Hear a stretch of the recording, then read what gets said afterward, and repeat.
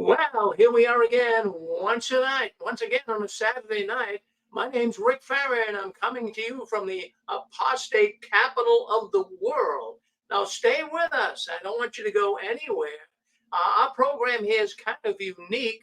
All of our programs here on the 6 screens, it's unique in the sense that we have former Jehovah's Witnesses calling in from all over the world, and they're sharing their thoughts about how they have been connected with the Watchtower. So don't go anywhere. Well, I'm glad you're with us, and we have been doing this now going on, well, it's 17 years, going on 18 years. It'll be 18 years in January 26th, as a matter of fact. It'll be 18 years. But we're so glad that we've been able to do this and be able to enlighten you. Many people have got a lot of information from the 6 screens. They come in, they listen, and then they move on, and we can understand that. They get what they need. Many Jehovah's Witnesses are really, well, they're disoriented when they leave the Watchtower. They don't know what to think. At first, when you hear some of this cynical, negative, critical news about the Watchtower, your first concern is, I don't believe it. I mean, that's how I felt when I was leaving the Watchtower. But as you continue to delve into it and learn more and more of the different scandals that they've been involved in, you now understand more about the Watchtower. They're not the truth, friends. They are not the truth. But not just listening to me here tonight, please. You're going to hear other people calling in tonight. They're going to solidify to you. They are going to let you know by the end of the night, just listening to all these people calling in, that the truth is not in the Watchtower. So anyways, I'm glad you're with us. I'm going to start off by, I don't know if you've been getting letters in the mail. This is my letter. I've been getting a lot of letters in the mail lately. And, this is the new way Jehovah's Witnesses are preaching. The envelope says Warren Farron. I don't know if this guy knows me, this person knows me, but that's my first name, Warren. Everybody calls me Rick, right? But anyways, it's addressed to where I live. And then when I open up the envelope, I'm going to read you. This is what the Jehovah's Witnesses are now resorting to for doing ministry. Well, here's a letter, and it's printed off a printer. I don't know if you can see it, but it's printed off of a printer. Now, I'll read you what the letter says. This is how simplified the Jehovah's Witness ministry has become. Dear neighbor, I am writing you because I am not able to call on you. Well, I live in a condo development here where you really can't solicit, so the witnesses don't come to my door. So they say, I hope this finds you and yours in good health. We are living in dangerous and destructive times, but we have found peace and comfort in God's word. It's funny, they should have capitalized God. They didn't. They left it small g. So then it goes on to say, I have enclosed a tract you may find enlightening. Also, I would like to invite you to our website, jw.org. Yeah, I pray you will stay well and safe. Signed, Ethel. Well, that is very interesting. I knew an Ethel. It might be the Ethel I knew. Maybe she's trying to reach out to me. But then also what Ethel did here is she put a little brochure in the letter. So this brochure, how do you view the future? Will our world stay the same?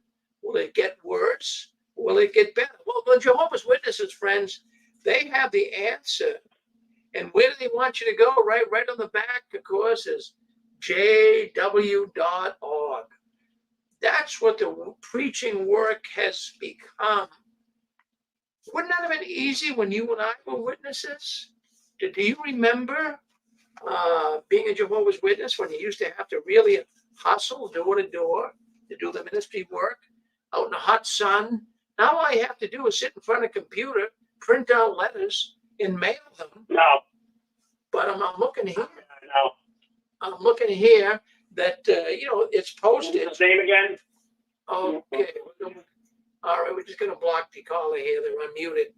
But yeah, what I want to do is I want to let everyone know that this is the way the witnesses are now preaching.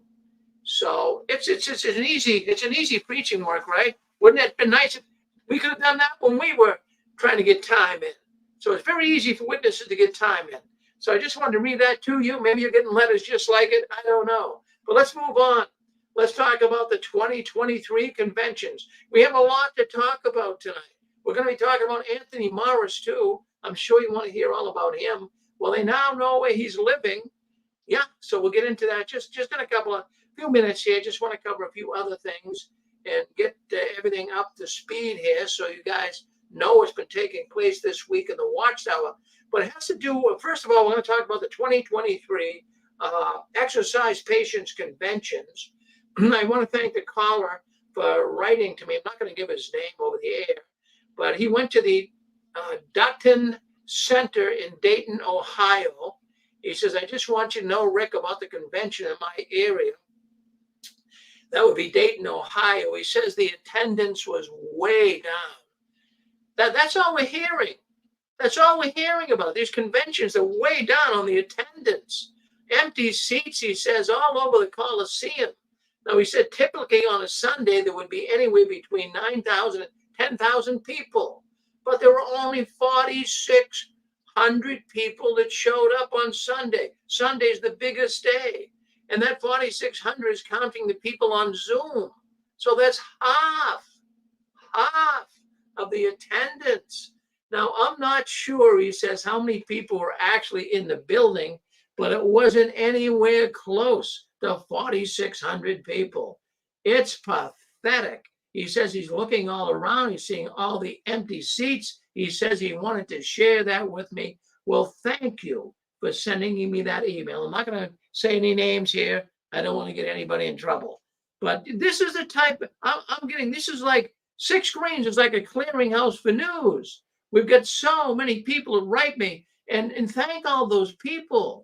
I'm getting emails day in, day out, all day long of the news that's going on behind the curtain of the Watchtower. So thank you. I really appreciate all those that send me information. If you come across any good news items, send it to me, please, at jwworldnews@gmail.com. Well, let's take a look here and see what else went on at the exercise patients conventions. We're starting to get a lot of numbers coming in. But first of all, I just want to talk about the convention a little bit. Many people are writing me and saying, Rick, the convention is lacking the vibes it used to have pre-2019. Well, do you remember, did you ever experience convention vibes? I'm not quite sure, but a lot of people have been using the word vibes. Well, I mean, vibes, energy, excitement. Are you getting excited? Do you feel any energy at the exercise patients conventions this year? As a whole, no. Well, people are smiling. I mean, that's what Jehovah's do. It's a fake smile. Jehovah's Witnesses do have a fake smile. And the whole crowd was much cooled down. It just didn't have the energy. And as some people have written to me, they say, Rick, it's kind of sad. It's really sad. I mean, you guys remember when you went to the conventions, there was energy, you got excited. There's no excitement. So there really isn't. And I have to tell you that a lot of the people writing to me, they're saying the conventions are 60%, only 60% of what they used to be prior to pandemic. So it's clearly showing by attendance that the Watchtower is losing power. You got 40% less in attendance. Now, I'm just not reading this through rose-colored glasses. This 40% less in attendance seems to be consistent. It seems to be systemic. It seems to be the rule of thumb. It's consistent everywhere. And I'm curious, well, what's going to happen next year? If we're 40% down, is the governing body watching? Is the governing body aware of the low attendance showing up? You better believe they are. This 2023 convention is a bellwether. It's kind of like a compass. It's kind of like a barometer. They're wondering, is the attendance going down? They're looking closely. They really, really are. This speaks volumes. And with the attendance way down, the governing body's starting to scratch their head. They're saying, man, what's going on here? Is what's happening? Is it true? Come on in, Chewy. Do you want to say something? Go ahead. Well, you're saying the same number that I said last week. And I thought about this, and you kind of touched on it. The governing body is sweating bullets right now. How do you want to spend 60% of your people that are sick and bacon, and you want to tell them there's 8 publishers? Yeah. What do you? Yeah. I mean, what would you think if you were a governing body member and you saw numbers like this too? I don't know. I'd be taking some breaks to come up with an idea. Yeah. Well, I mean, the numbers, Chewy, I'm getting in here, and people keep sending me numbers. Let's go with the Macon, Georgia Coliseum. Well, that's a Coliseum. That's where the witnesses had the convention this year. But, on the news broadcast I was watching, I'm not going to play it for you. We're not going to play it tonight. But the news broadcast I was watching about it, of course, they're really building it up. So, a spokesman for the Jehovah's Witnesses, he says that the weekend brought in almost 14,000 people. Well, wait a minute. The Coliseum only holds 9,000. So how can you say you brought in 14,000 when the Coliseum only holds 9,000? Well, it's very easy. That 14,000 is representing 4,500 people for 3 days. So that's where he came up with the 14,000, but it's kind of stretching it a little bit. Why don't you just say that, we're bringing about 4,500 people a day? But it's how you say things. Liars can figure, but figures don't lie, as the old saying goes. So, they're just twisting it. They're trying to make it sound like, man, 14,000 people. Yeah, in 3 days. Brighton, England. Well, it's not good. Not many people are showing up there either. And, they're going to probably use the scripture, cramped and narrowed is the road leading to life. But, that scripture doesn't apply to the Jehovah's Witnesses. That doesn't. They take it and put it on there. And that applies to real Christians. So now we also look at Buckingham, Pennsylvania. 800 people at the regional convention in Buckingham, Pennsylvania. Friends, we had more than that at a circuit assembly. Edmonton, Canada, 20,000 capacity, 10,400 in attendance. Yeah, they've been playing all kinds of advertisements on TV and in the newspapers. They're trying to get as many people as they possibly can to the convention this summer. Tucson, Arizona. Let me show you a picture. Let me show you a picture of Tucson, Arizona. I'll put it up right now if you're listening in on YouTube. Let's show you Tucson, Arizona. Just give us a second here. I got a number of pictures here. Let's get it right now. Tucson, Arizona. Well, let's give you an idea what Tucson, Arizona looks like. There it is. Does that look like an exciting event to get enlightened and get all these energetic vibes? That doesn't look like it to me. Take a look at those empty seats. That's pathetic. Did you ever go to a convention and see that many empty seats? I never did. But here we see that this is happening pretty much all over the place. So in Tucson, Arizona on Friday, they had 2,200 people. And On Saturday, they had 2,200 people. So, I mean, that's nothing to write home about. And I've heard friends call in here to the 6 screens that went to that Tucson arena, and it used to be packed, thousands of witnesses. Not the case this year around. And then we hear from Henrietta, Rochester, New York, the convention up there in Rochester, 804 people. That is crazy. 804 people? That's nothing. Really, when you stop and think about it. Billings, Montana. Well, they expected 4,000 people. The actual attendance was 1,900. That is, I mean, what would you do if you were still a Jehovah's Witness and you went to a convention and you see all the empty seats? Would that radiate confidence in the Watchtower? What would that tell you? That speaks volumes. I would say, well, why are there so many empty seats? Are people leaving? Did COVID, have a problem? Could people not come because of COVID? Are they on Zoom? These are the things I would like to know. Portland, Oregon, 900 in attendance. This is very unusual. You never hear regional conventions with only in hundreds attending. Well, you're hearing it here, right? So, I mean, I'm telling you right now, this is a bellwether. This is really going to get many witnesses disconnecting. They've got to be driving home. Just picture yourself driving home, okay? You went to the convention. You and your wife get in the car. You got your 2 teenage kids in the back seat. So you're driving home. They hear you talking. And so the husband says to the wife, hey, honey, what was with all those empty seats?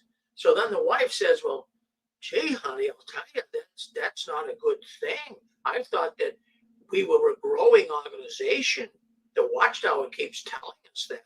Well, why are there so many empty seats? Something must be wrong. People must be leaving for some reason. And the kids in the back, of course, are listening. What do you think? You think they're going to be excited? No way. So here you go. I know the witnesses have got to be talking about this. They've got to be. Well, if you get any thoughts on that, you'd like to come in and say hello to us, hey, listen, come on in, say hello, be my guest.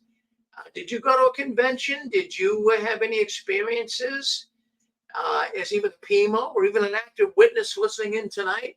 Why don't you share your thoughts with us? If you like, just hit *6 and come on and say hello. Yes, Larry. Yeah, I remember, I guess it's been probably about 10 years ago since I was disfellowshipped for confessing. So I remember not this candidate so much as the lack of baptismal candidates. There was the first time in my life, that the whole assembly, it was a circuit assembly, but still, there was absolutely nobody there to be baptized. And it's the first time in my life I ever saw that. It happens more and more often. Well, what was the feelings running through your mind, Larry, when you saw nobody was going to be baptized? I was ashamed, actually. I was ashamed because I was still in their, in their grasp. I was still their sheep at that time. And I just felt embarrassed. Later on, I understood that, people are leaving and disillusioned and so many reasons why people are not getting baptized now. But, I was just so ashamed that there wasn't more people there. Yeah, in fact, it was shocking because you can remember, and I can remember when, I had 5 children.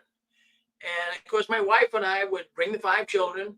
So it's a total of 7 of us to a convention. And I had to get there early.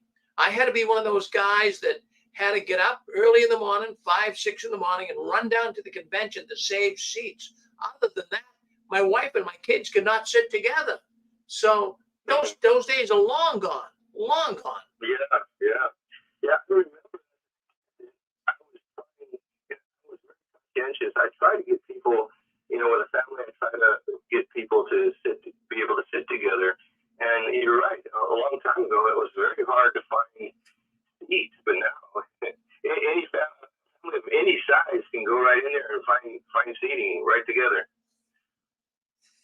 it's not your grandfather's conventions anymore, Larry. They're altogether different. And not only that, but I had people, as I said earlier, writing into me here at the Six Screens, and they said that it just doesn't have the vibes. And that's kind of a new term. A lot of people using that term, vibes, but it has to do with energy. Are you enlightened?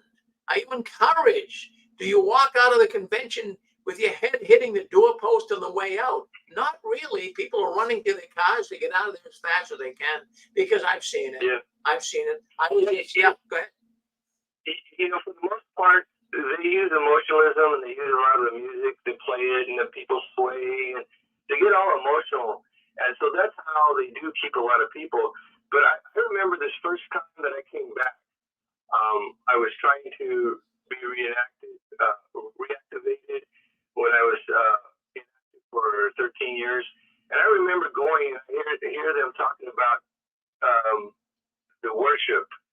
They were calling it, what was that, the worship day, or something with worship in it. And I'm thinking, that's so religious, and we were so anti-religious before, and it just gave me a real eerie feeling. And I was still in their clutches at that time, but when I hear family worship night, they didn't have to go to the Kingdom Hall, but they called it family worship night. I was sick to my stomach, and I was still in with them. Well, that's funny. That put a guilt trip on me, because it was on Wednesday. So here they got you going to the meeting on Sunday. Then we were going to the meeting on Tuesday. And then they had this family worship on Wednesday. And then, of course, you go back to the midweek meeting on Thursday, and then back again on Sunday to the Watchtower and Public Talk. But this family worship, you're right, Larry, it was over the top, and it put a guilt trip on me. And every Wednesday night, I'd have to sit down. Man, when you're trying to raise 5 children, run a business, stay active in the organization, and sit down for family worship night, it was a chore, believe me. To a joke to a certain extent, because the family worship night became kind of a class night. They encourage the kids, especially, to draw pictures and that was so different than before. Before we were so scriptural or so book learning, but this was just all that draw colors, let's have plays, and it just became a craft night. It just sickened me. Well, Larry, I can tell you're so happy that you're out of the organization, and I am. Well, what a different feeling.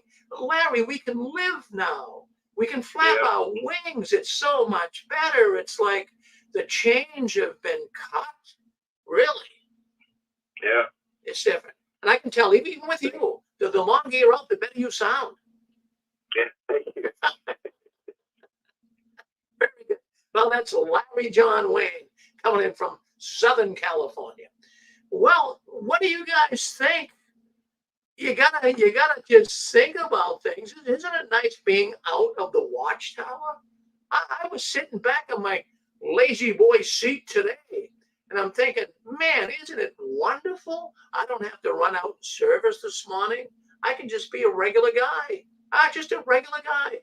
We've got Shirley coming in from New York City. Hello, Shirley. Just thinking, like you were saying, like with the 5 kids, it's always a hassle to get there. And looking at that picture with the empty auditorium or wherever it was held, I remember back in the day, I don't know if it was here in New York or when we had to travel to the other cities like Jersey or Baltimore, but I remember every day, me and my mother, because everybody used to save a seat with the songbook. And we said, we'll move as soon as your people come, your friends come, or family, we will move. We never, all 4 days simply, we never had to move. Never had to move. Everybody had the songbook or the Bible saving seat, and nobody showed up. And my mother said, well, as soon as your family comes, we'll move. We'll get another seat. Never had to move. But I'm glad now, although back in the day it was crowded, but I'm so glad to see it's empty now. But back in the day, people used to just throw any Watchtower or something, in the seat, and nobody would come. Nobody would come. Yeah, no, I remember that too. I remember that too. It was, they said don't do it, but I had no alternative. I'd go to the hotel, hunker down with my children, and then I'd be up at 5:30 in the morning, 6 o'clock sometimes, and I'd run down because the doors would open about 6:37. So I'd be there and I'd run into the auditorium, the convention center, and I'd put books on the seat. But I don't care. I mean, I had no alternative. I'm not going to sit, in one section, then have two kids sit in another section, then have my wife sit in another section. Right, exactly. Yeah, I wouldn't do Exactly. that. Yeah.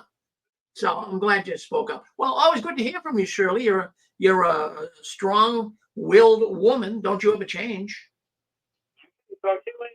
All right, thank you. All right, we got looks like 603. It looks like Arizona. Could it be? Could it be GG? I think so. Yeah. I like to say keep it KISS, keep it simple, stupid. That's what they taught us when we were kids playing in sports. And Jesus would always use illustrations to make it easy. So going to a Jehovah's Witness Kingdom Hall or convention is like going to Sears and walking around. And now you know that the CEO of Sears doesn't have what it takes to turn it back around. That's what you're witnessing in real life. King Solomon said there's nothing new under the sun. So, go to Radio Shack, go to Sears, and that's what's happening at the Watchtower. It's sad, but it's there. I don't know how simpler I could illustrate that to you. Well, I think that's a great illustration, and I agree with you. I've talked similarly about what you're speaking of here tonight, and there's 5 stages of collapse in the world of business, and there are economists that study this. There's 5 stages, and in the final stage of collapse, and realize that Watchtower is a business like Sears and like Radio Shack and Enron and the rest of them. But just to give you an idea, getting down to the 4th stage of business collapse is everybody in the top is getting very itchy. They're starting to argue with each other. They're starting to find fault with each other. They're starting to realize the company's going down the tubes. I believe that's where the Watchtower is right now. They're in the 4th stage of collapse. And I'm sure at the top, not everybody is in agreement. And that's why we have even, look at Tony Morris. He's out of there. We're going to be talking about him next. But, it's beginning to fall apart. Yeah. And I'm going to have to look into that 5 stages because, Rick, I didn't go to college. I was a Jehovah's Witness. So forgive me if I was a joke. But yeah, I'll look into it. Good job, Rick. Yeah, well, no, I'm glad you brought it up. I'm glad I could share that with you because, at first, what companies try to do in the first stage of collapse, they're trying to cover it up. Yeah, they're trying to cover it up. I mean, you have big companies that have gone bust. You mentioned one particularly, Sears Roebuck. Man, they were a giant among retail stores. They were number 1, uno numero. And they went down the tubes very quickly. Why? Because of not changing rapidly enough, not getting into selling online. There's a number of reasons. But so the point would be you cannot be number 1 and hold that position all the time and think it's just going to happen automatically. And we're seeing it's not happening automatically for the Jehovah's Witnesses. They're tanking big time. Yeah. And the last thing I'll add and I'll leave is just what I said earlier. King Solomon said there's nothing new under the sun. So what that basically means is, guys, the answers to our questions, guess what? It's already there because whatever's happening to Watchtower has already happened somewhere else. So that's all we have to do. Let's think and look at our life and our past, and we'll be able to see the future because we're like, oh my God, this is the same thing happening over again. It's just a different name. And I think that's how we'll find the answers to Tony. That's how we'll find the answers to everything else. It's just by remembering that, hey, this is the same thing done over and over and over again. And we'll be able to predict the outcome. Right, Rick? Thanks a lot. Well, thank you, Gilbert. Always good to hear from Gilbert Gonzalez. We really appreciate it, Gilbert. You're a good man, and we always say, don't you ever change. So anyways, you are on the 6th screen to the Watchtower, JW World News, and we are glad you're on with us tonight. We got a lot of news. Of course, it's the critical news that we give you every Saturday night and every other Sunday right here on the 6th Screens Telenetwork. So anyways, let's move to the next story. Anthony Morris, man, this has been all over the internet. This is the biggest story of the week. You know what I do is I scan the globe. I try to find out what are the biggest stories going on in the Watchtower. And this by far was the biggest story this week. Anthony Morris is no longer missing. Anthony Morris III, we know he was a governing body member, but he was baptized as one of Jehovah's Witnesses way back in 1971. Anthony served, we know him as Tony, right? Bottlegate Tony. Well, he served as a circuit overseer from 1987 to 2002. And then he was made a helper to the service committee at the world headquarters of Jehovah's Witnesses in Brooklyn, New York at the time. Now, 3 years later, September 1st, 2005, Mr. Morris, Anthony Morris Tony, was made a member of the governing body of Jehovah's Witnesses, and he held that position until his removal. Well, his removal was announced on February 22nd, 2023. Well, that's George Washington's birthday, right? So he was removed on George Washington's birthday. I'm looking, I want to tell you, first of all, I want to reach out to Phil. Phil has a YouTube channel. It's called the Blue Envelope Channel. Phil, you did a wonderful job. My goodness, you do very good on YouTube. I have to give you the credit. Are you on with us tonight, Phil? I'm just curious. If you are, hit *6 on your telephone pad. If we have Phil on with us tonight, that would be good. I did send him an email. I says, hey, Phil, I like your broadcast here. If you can come on the 6 Screens tonight, we can talk a little bit about it. But if he's not on, don't worry. But if you're on Phil with us, hit *6 on your telephone pad. His channel is called the Blue Envelope. Well, let me play you. If you're on YouTube, Facebook, you'll see it. Let me play you that and see. In fact, I should try to put this up. Just give me a second here. You know what? I don't want to neglect the 6 Screens video suite. We have our own private platform here. So maybe what I can do is bring that up so you guys on the platform can see it as well. Just give us a couple of seconds here. We can try our best to get it. So let me see if I can't get that for us. And that way there, they can see it as well. I want people to learn and see as much as they possibly can here from the 6 Screens. So let's see if we can't get that this up so the people on the 6 Screens video suite can see it as well. Just give us a second and we'll be able to do it. So let me just mute this. It's a little technical issues we deal with here, but we're getting through it. So what we're going to do is we're going to make this possible so people on the 6 Screens video suite will be able to see it. And all we have to do is go over here, and then we have to put this here, and then we're going to share it. All right, so they should be seeing it now. I hope they can. But if you can't, just there's nothing much I can do. So anyways, you're on there with us. So now let's go back. Let's share it, what we have going on here with Anthony Morris, Tony, they call him. And of course, we know some say he had an alcohol problem. Maybe he did. I mean, he was caught in the liquor store buying all those bottles of scotch. So let's share this right now. And at the same time, you'll be able to hear it as well on our YouTube channel. Let's start this. This is Phil's. This is the Blue Envelope channel. This is Phil. He does a good job. Listen in. To that position in 2005 until a few months ago, when a notice on jw.org tersely announced that as of February 22nd, 2023. If you give me 1 second, I think I can get the sound a little bit better. When we had our issues tonight, we did have some issues with our electric problems here. Our juice went out, so we did seem to lose our. I'm just trying to find our. Well, maybe you can hear it.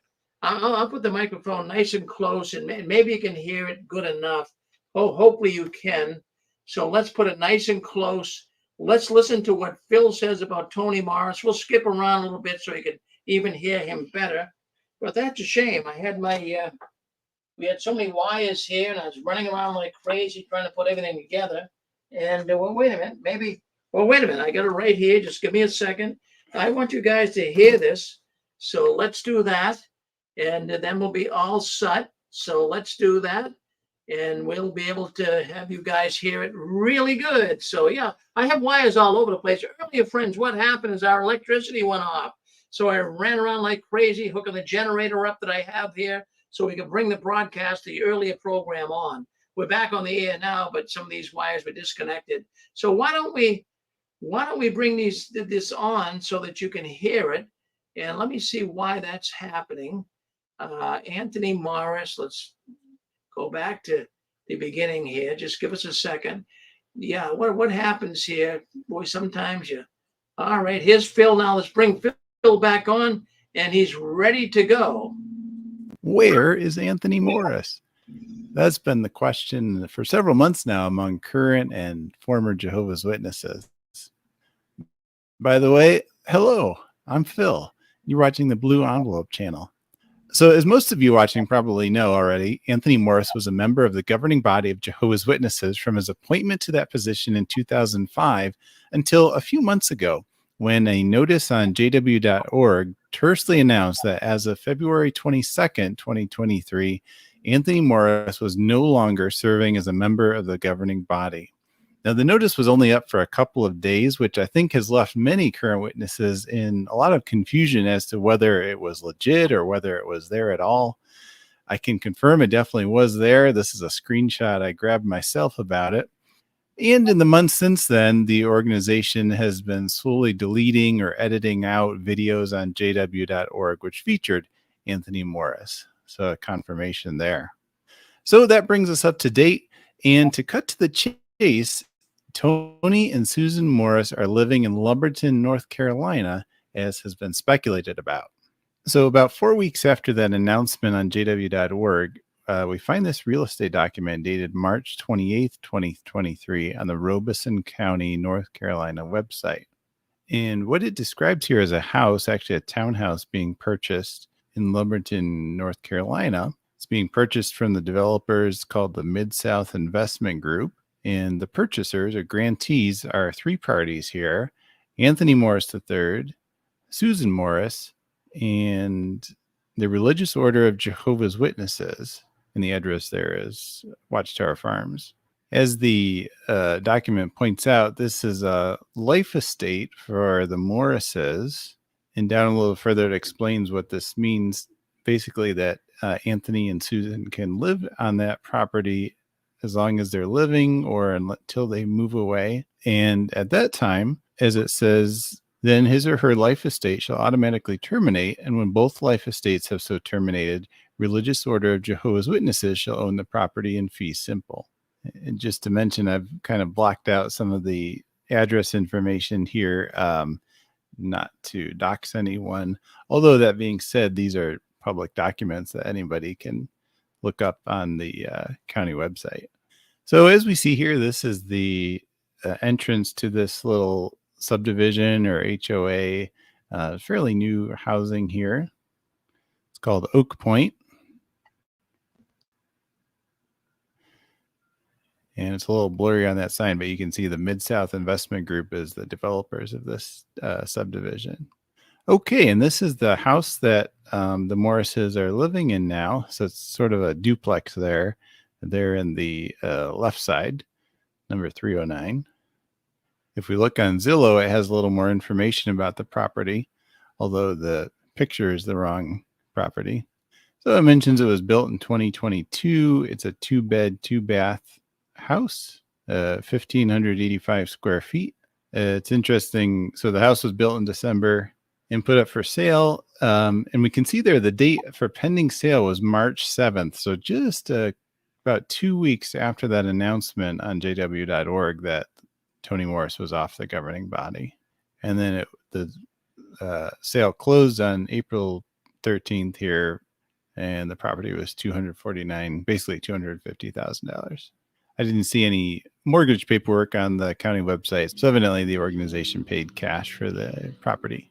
You'll note that in the garage of the townhouse is a white Cadillac sedan, which might remind you of the white Cadillac sedan that Anthony Morris was driving in the Bottlegate video, which can be found on Lloyd Evans' channel.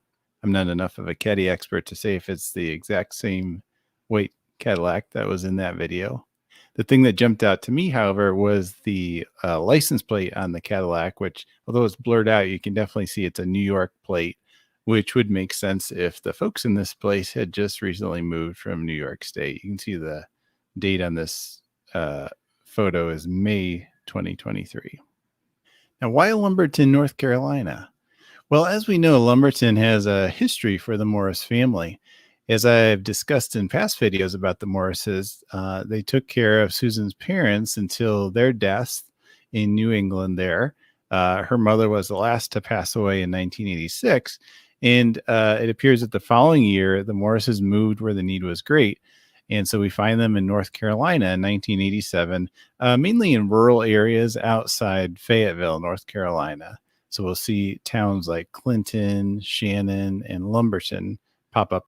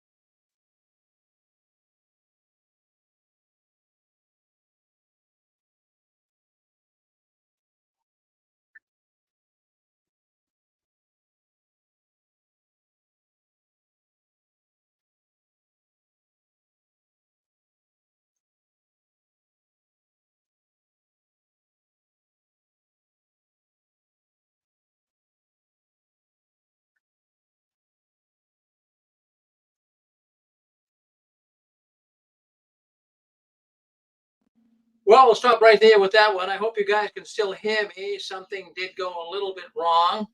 If you can hear me on YouTube, just go ahead and let me know. Say that you can hear me on YouTube. That'll be good. All right. So can you hear me on YouTube? Anyone hear me all right? Just want to make sure. We had some little technical issues here doing that. But let's make sure that you can hear me. Yes, you can hear me. Okay, so Maverick says fine. All right, so I hope you heard that all with Tony Morris. We do realize that, anyways, what happened when you do a live program like this, we have thunderstorms rolling through and blackouts all over the place, but we're trying to stay on the air tonight, so we're doing the best we can. But anyways, let's bring you up to speed on this. Well, what caught my attention? So it's a two-bedroom house with 1,585 square feet. I mean, it's not a mansion. It's a nice house. It's new, and it was put on the market back in December. It was for sale since December 12th, 2022, and of course, Watchtower bought it March 7th, 2023. Now that was just for the record. That was actually 2 weeks after Morris was mentioned on the website jw.org that he was deleted. He was no longer a governing body member. And the house sold for $249,000, in case you missed it. So that's what $250,000 will buy you in North Carolina. Well, what's interesting here is we know that Tony Morris is no longer a governing body member, but the Watchtower did buy him a house, paid cash for the property. Apparently, there is no mortgage, according to the records that Phil was showing us on his video, as well as what I hunted down and find. There's, it's cash. It was a cash deal. In the car, in the garage, you could see that white Cadillac sedan, as Phil mentioned. It had a New York license plate on it. And that was the car that Tony was driving during the great, infamous Bottlegate video that John Cedars put up. So yeah, it's definitely where he's living. Now, a second townhouse was also bought by the Watchtower by the Religious Order of the Jehovah's Witnesses. That's who bought the property. That's the name of the company that bought it. It's a Watchtower Corporation. So they bought the another house down the street from where Morris is living, and they bought that for also $250,000. So the Watchtower here seems to be generous, at least reasonably generous.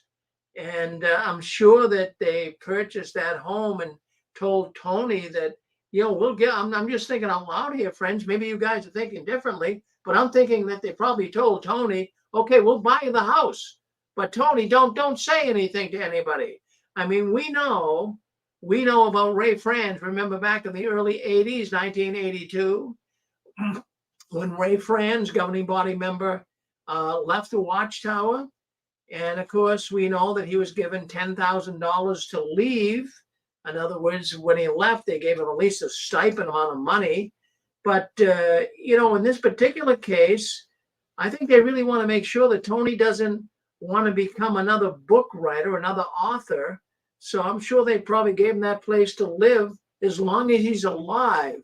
According to the title, from what I have read, he can live there as long as his wife and him are alive. But if they ever decide to move, or when they die, who do you think gets the property? The Watchtower. So I just thought I'd bring that to your attention. So I'm sure that Tony has been silenced. But I came across an article that really caught my attention in the Watchtowers. The Watchtower 1990, on page 2225 of the December 1st edition. And a question was asked in the Watchtower, how Jehovah prospers his work. And the question was, do any of the Watchtower Society's officers or members make money from the activities of the Watchtower, the printing and whatever else they make money from? The Watchtower emphatically said no. Nobody really benefits from the money that they bring in. Now, by law, the society is a non-profit corporation. That's what they are. They claim there are no stockholders, no dividends, not even salaries. Well, I have to correct them on that. There is stockholders of the Watchtower. I don't know how they could come out and say that when there is stockholders. Now, it says each member, this is right out of a Watchtower magazine in 1990. It says each member at headquarters, including the society's president and directors, has taken a legal vow of poverty. Does the governing body to you look like they've taken a vow of poverty? I mean, really. So when you take a vow of poverty, what that means is you're not going to take any money at all from the outside. You're not supposed to do that. That's what the vow of poverty is all about. You'll receive food, you'll receive shelter, you'll receive necessary medical care, and a small reimbursement of money for out-of-pocket expenses. And of course, if the officials of the Watchtower travel on business, their travel expenses are usually covered. So under law, I suppose that, you can receive food and shelter. So maybe the Watchtower is not breaking the law here, but they have given Tony and his wife, Susan, at least shelter. So how is Tony doing since he left the Watchtower? I'd say he's doing pretty good. I'd say he's pretty good. He's in a nice little community. But can you just imagine? I want you to just imagine this for a second. Think about, I want you to use your imagination and what a humiliation it would be for Tony to get in his car, get in that Cadillac, that 1992 Cadillac, and drive down to the local Kroger store and actually buy his own groceries. Well, he never had to do that working for Watchtower. He would show up at the cafeteria, the dining room of Watchtower, and food was there on the table. Well, now he has to pick food up at the grocery store, go home and cook it. He has to pump his own gas. These are things he's going to have to get used to, living a new life out of the Watchtower. Now, there's two thoughts that are running through my mind right now, and I'm sure they're running through your mind too. You have inquisitive minds. You're probably wondering, well, why did the Watchtower demote him? Why did they remove him as a governing body member? These are thoughts I'm sure you're having, because I'm having the same thoughts. So I have two theories. Maybe you have other thoughts, but I'm just speculating because I don't know. But we can speculate here. I'm a radio broadcaster. I'm not a journalist, so I can speculate. So one thought I have why the Watchtower removed Tony Morris is that maybe in some way he was involved in the CSA, child sex abuse investigations that are now going on in Pennsylvania. That's just a thought. I can't give you any sound evidence that that's the case. But I'm just thinking that maybe they removed him and got him out of sight, out of mind. But if that was the case, it still wouldn't remove him from the law coming after him. I mean, just because you move out of Bethel doesn't mean the law still can't chase you down. So that's one thought I have. Maybe he knows something, at least in one or two congregations in Pennsylvania, that somehow could have got the Watchtower in trouble. But I'm just thinking out loud. It's just my thought. And then also, everyone has also written me here, and they said, no, Rick, Tony had an alcohol problem, and it simply got out of hand. Well, I mean, when you viewed the Bottlegate video that John Cedars put up, and I mean, everybody has seen it, and it showed Tony going into a liquor store in New York and buying $1,000 worth of Macallan Scotch. Now, hold on a second, just put it on pause here. Because a person buys alcohol in a liquor store, it does not mean that he's an alcoholic, right? I mean, seriously, maybe do you go to the liquor store? Do you go buy wine, buy some beer, buy some whiskey? Does that make you an alcoholic? So we can't jump to conclusions.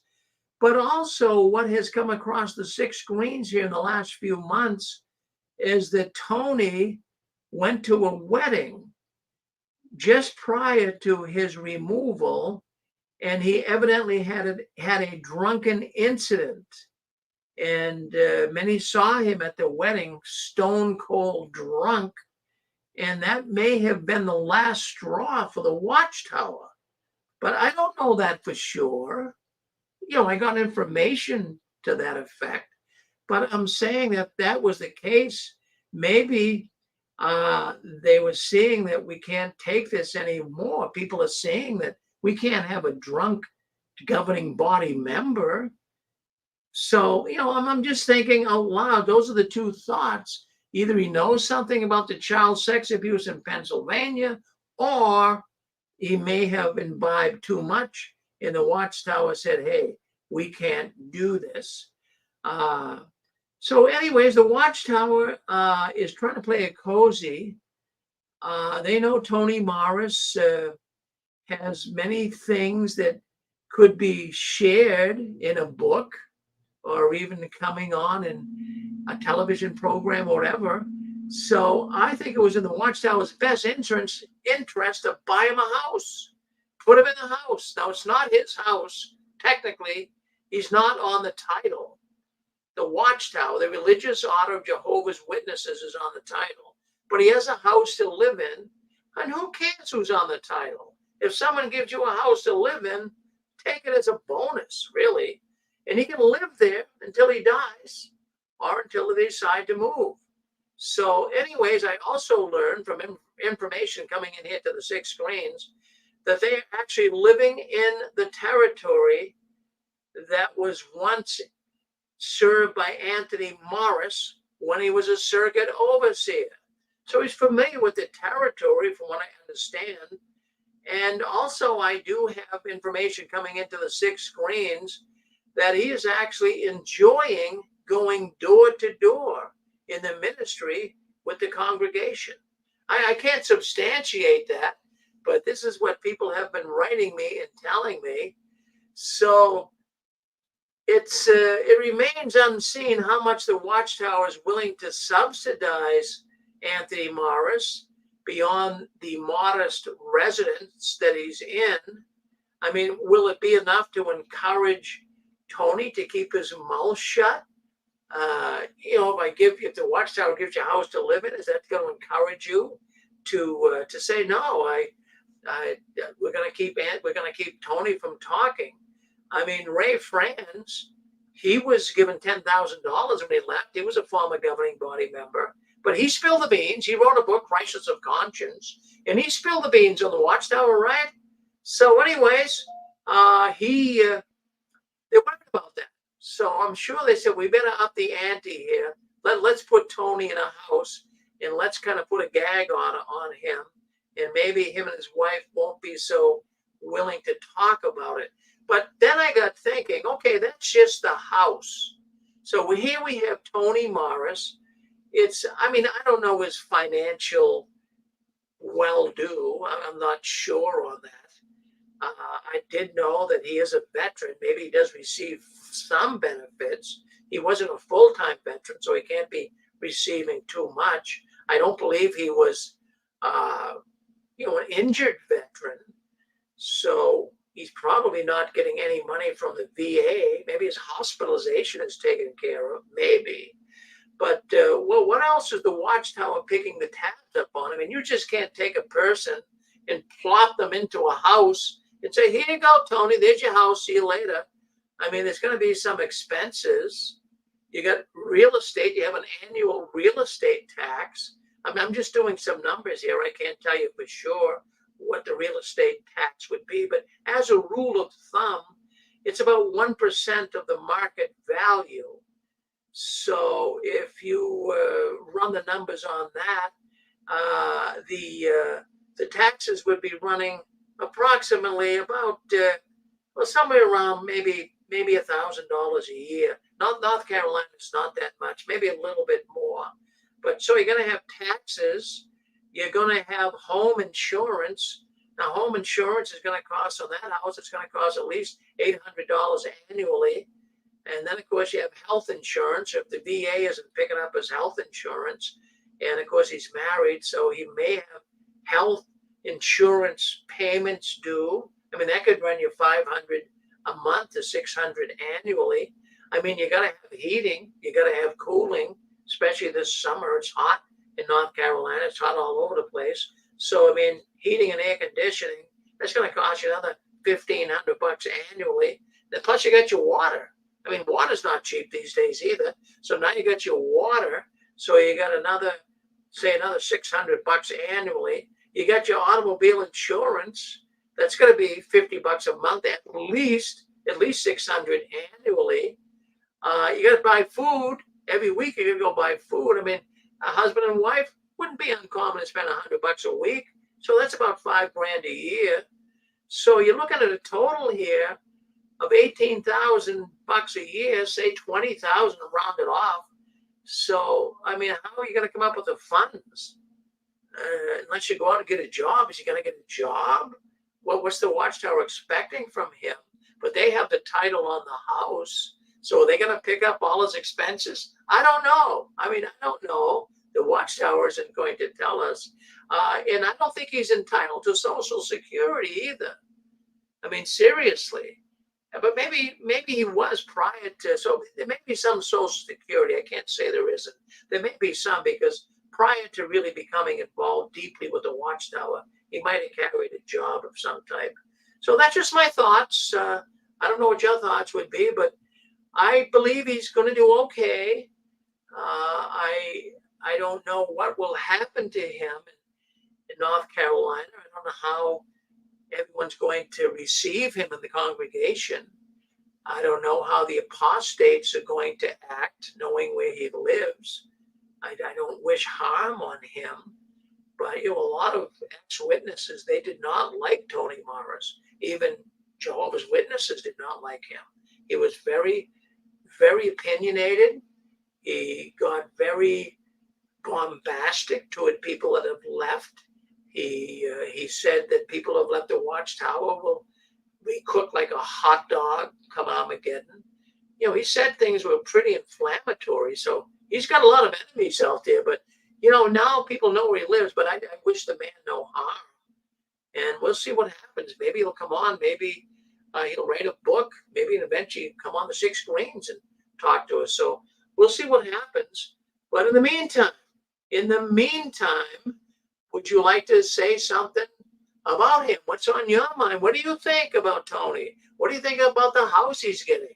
I'd like to hear what you have to think. So go ahead, hit *6. Come on, let us know what you think about Tony Morris. Don't be bashful. I think it's amazing that we now know where he is. We haven't known that for a while. Yes, now we know. Yes, Steve. Oh yeah. Going back to him leaving as a governing body member. I mean, unless anybody knows anything, I haven't heard, but I don't know whether he stepped down voluntarily, whether it was a forced thing, or whether he was kicked out. I don't know any of that. But in any event, I think what is interesting is the fact that they're slowly but surely starting to erase him from all of the videos online. To me, that's very interesting, and it makes me wonder why they would go that far. If he just resigned and thought, I can't do this anymore, why would they take him down? On his parts on all the videos. So that would suggest something a little bit more interesting. So yeah, that to me, that is a big. That is quite a red flag for me, the fact that they're taking him off the videos. I mean, I don't know if he's off all the videos at the moment, but I know he's coming off more and more as the weeks go by. I don't know if you've got any thoughts on that.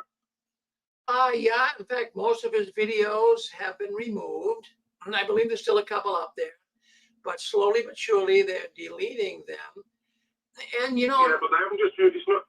Hey, Rick, it's not just the videos to be made like at morning worship and things like that. They're actually taking him out of videos.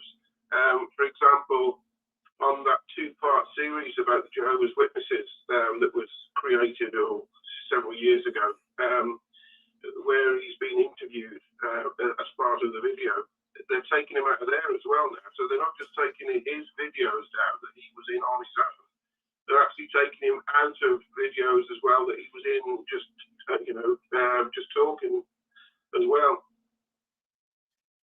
I noticed that. It seems like they want him to disappear, but on the other hand, they went out and bought him a house. Well, let me ask you, Steve, why do you think they got him a house?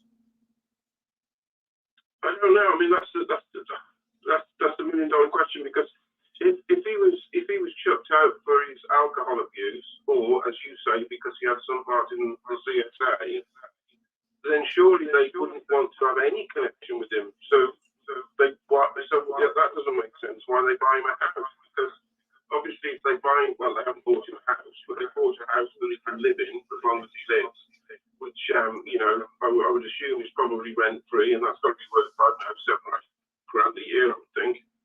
It doesn't make any sense why they would do that, because they're still connected to him. So if it was something really bad like the CSA, like you say, why would they have any connection with him at all, including letting him live in a house that they bought for him, or for his use? Doesn't make sense. Well, no, I mean, it doesn't make sense at all. So sometimes in the Watchtower, as I always say, how do you make sense out of nonsense? Well, Steve, it's always good to hear from you, calling in from the UK. Thank you very much for coming in. Appreciate it. Yeah, thank you. All right, we've got, looks like, in fact, let's go. Looks like we got someone coming in from Michigan first. So let's go to Michigan first. Go ahead, Mike, you're on with us.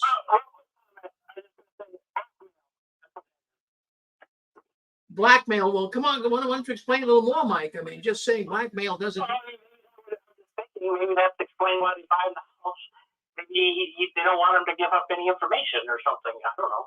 Well, no, that's exactly right. Well, no, Mike, I know you're an astute guy, and I agree the same thing. You have YouTube playing in the background, some echo going on. Yeah. All right. We can hear some echoing.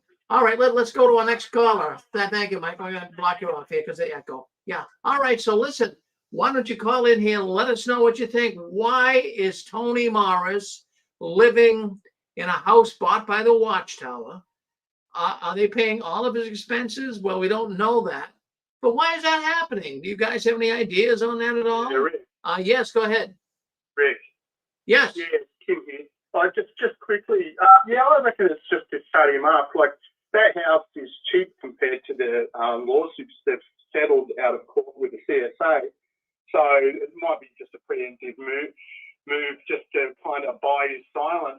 Because, like the guy from the UK said about them to getting rid of his videos, that's the problem. Like, I just wonder, you had that woman that was abused at Bethel when she was a girl on a few weeks back, and her stepdad that abused her, he was a pedophile. Did they even ever remove his videos that he created for him, the fact that he's a pedophile? But they probably didn't, But something's happened with Tony where, he's probably, at a guess, I would say he's just had some views that didn't line up with them. And they're just kind of probably going to say, oh, he's getting old and it's just a bit of mental illness or something. And so that way the word goes out into the witness world, he's just got, he's ill. Because like they blame anything that's not in line with their thinking as mental illness. So yeah, just a few thoughts anyway. But that'll shut him up. He's going to think twice if he wants to bite the hand that feeds him and come out and say stuff that's going to be damaging for the organisation. Well, Tim, that's thank you for sharing that. I like your thought there that that Deborah Hines woman that was abused in the Watchtower right there in the world headquarters, and her stepfather, who was working on videos, was totally molesting her big time. And, he worked on videos. Why don't they remove them? That's a good thought. That's a good thought, Tim. I mean, what's good for the goose should be good for the gander. But something's going on here with Tony Morris. He knows a lot. I mean, if you're a governing body member, obviously you have been experiencing things that normal witnesses never experienced. And they're afraid you're going to talk.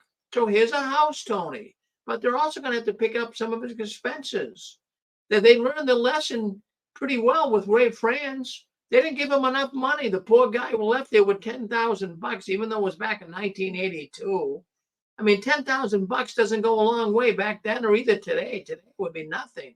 But where's a man going to live? Ray had a wife. Where's he going to live? But thank goodness for Peter Gregerson, who has come on the 6 screens before. and told us about how he brought Ray Franz in. And he actually helped Ray write the book. He supported the fact and funded money to Ray, gave him money so he could live and write the book. So, you know, the Watchtower was looking at these things. You learn from history. So the Watchtower is saying, no, no, no. We don't want Tony to go off and write a book like Ray Franz. We got to do something. So that's why I think but the house is modest. You know, Tim brought up the fact the house is modest. It's not a palatial mansion. It's a duplex. Do you know what a duplex is? It's okay. I think duplexes are nice. But the thing is, you have another family living right next to you. Now, is this going to be a worldly family? Or is it going to be a Jehovah's Witness family? You know, the Watchtower could have, I mean, they're $1 billion organization. They could have bought them a better house. I mean, I'm not saying that it's a bad house. I'm not saying that at all. But I'm just saying that I think they could have done better. If I was Tony, I'd say, listen, if you want me to keep my mouth shut, you got to up the ante here a little bit. I don't want to live next to somebody. I want my own place. I think it could be very demanding. I really do. I think you could really say, look at Watchtower. I know a lot. I've seen a lot. Come on, let's get going here. Let's give me a nice place. Not that that's not a nice place. I'm not saying it's not. But you guys, I think, can understand what I'm saying. You know, I see property the Jehovah's Witness organization owns that are beautiful. I mean, townhouses, brownstone condominiums in New York City, mansions all over the world, and they put them in a duplex in North Carolina. I mean, I think he could have done better. Tony, I don't want to be a financial advisor, but I think you could have done better, Tony. I really do. So what do you guys think? Yes. I don't think that Tony wanted to be greedy. I think it was a very simple transaction. We know you know a lot.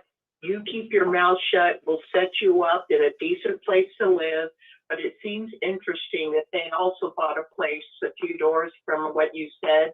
Sounds like very close to him. They bought a property. Maybe they want to keep an eye on him because I'm sure the deal was, you keep your mouth shut, we'll keep our mouth shut. Thank you, Rick. Well, Anne-Marie, that's the bottom line. I think it was kind of a gag order, kind of a, we'll do this if you do that. And let's face it, if you're going to leave Bethel and you've been there for many years as he was, you're not going to have a lot of money saved up. I mean, unless you get some side business going where, it's making millions. But most Bethelites leave, they don't have any money. They don't, because they're taking a vow of poverty. As a Bethelite, you're not supposed to have any money. That's how it works. Your money is given to the Watchtower. Any money that you make, it's supposed to go to the Watchtower. And they receive it, but they also, in lieu of them receiving money from you, because they can't have it according to a vow of poverty rule, in view of them not having money, the Watchtower says that they will give them a place to live. They will pay for their food. They will pay for their medical expense. So Tony, being a Bethelite, unless the rules are different for a governing body member, but all Bethelites, I mean, he was considered a Bethelite. I know this is what you would be if you were a governing body member, or if you were working in the factory binding books. You're a Bethelite. Bethelites take a vow of poverty. So even the governing body would have had to take a vow of poverty. So I'm sure he had no money. So, but the sad part is here, what if you were a Bethelite? And just think about this. What about all the Bethelites that were just dismissed, laid off, let go, whatever you want to call it? Well, what about all of them that went out of there without a $5 bill? And they had to find a place to live. They had to find a way to make a living. So things seem to be different for different members of the Bethel family. So in many ways, if I was an ex-Bethelite and dismissed with nothing from the Watchtower, right now I'd be feeling a little angry. let me just clear my throat here. But I'd be feeling a little angry. I'd say, wait a minute. Listen, I slaved for the Watchtower. I put time in. Well, why does this guy get a house? I get diddly squat. I get nothing. So, what's good for the goose should be good for the gander. It's just my thought. So if anyone else has any thoughts, you're on with us. Go ahead. We'll love to hear it. Hey, Rick. Yes, go ahead. Hey, it's Eric. I was just going to ask about Anthony Morris. This is on a very smaller level, but there was an elder in my congregation when I was in Rhode Island, and his name was Paul Aguiar, and this guy was a really nice guy. Still is, if he's still alive. But he was a drunk. And he was a functioning alcoholic, but eventually, after he was an elder in his early 20s, and eventually it just got to the point where everybody knew, that he hauled Taiwan on. He did it good. He was happy drunk, didn't bother anybody. But eventually they told him, now, this is a disfellowshipping offense, all that. It's in the book. It's in the elder's book. And they told him, listen, Paul, we love you, man. So we're gonna do you a favor. You either resign as an elder or you quit drinking. One or the other. Like you can't be an elder. He goes, okay, I quit being an elder then. But and this is a very small good old boys club story. Now we have a much bigger situation with the governing body and with Anthony Morris. This isn't just a mutual friend of theirs or acquaintance or business partner. This is also somebody that can tear them down like Tim and everybody's been you and everybody's been talking about tonight. And I think it's a sweetheart deal. For all we know, there could have been a cash payment too, because you gotta afford the light bill and everything, right? You can't just have a house and be house poor. There's furnishings and all kinds of other things that got to be involved. So I thought I would share that there's definitely something going on. There's some kind of cover up, and we just don't know exactly what it is. Well, I share the same thought. Now, Watchtower can do things secretively. That they're an entity. That they can do things under the table, so to speak. Or they can make cushion deals for people. And I think that's what went on here with Tony. I believe that they found something on Tony. And like I said earlier, whether it was his connection with child sex abuse, which I'm just speculating here, or whether it had to do with his alcoholism. If he was even an alcoholic. I mean, I can't tell you he was an alcoholic, but because people buy booze in a liquor store doesn't mean they're an alcoholic. But I mean, that's the title that he got. But maybe, people didn't realize that he was drinking too much, and the Watchtower said enough is enough. Yeah. Rick, Yes. Rick, this is Zachary. Yes, Zachary. Rick, I do feel some kind of a way about this. I mean, I go back to when I met Bethel. Before I left, I was making phone calls and setting up job interviews. And this was before the day of the cell phone. This is when you had that big clunky phone that sat on a desk. And when I left Bethel, I did owe about $34 in phone expense. I had no other stuff that I owed. And so, I get home and I think about 2 weeks later, I get a letter from them, maybe about a month later. You owe us $34. They had it very nicely written. And, I didn't pay much attention. Then I got another one. You owe us $34, roughly. And then I got to pay that back.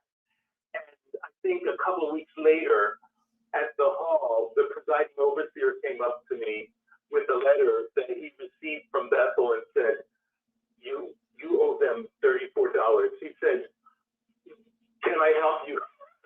Can I help you to pay it? And I said, no, that's fine. My point is, they didn't give me an apartment or anything like that, or anybody else that I know of. And when you think about this too, think about all those circuit overseers and district overseers who were in the work and they turned 70. did they get a sweetheart deal like that?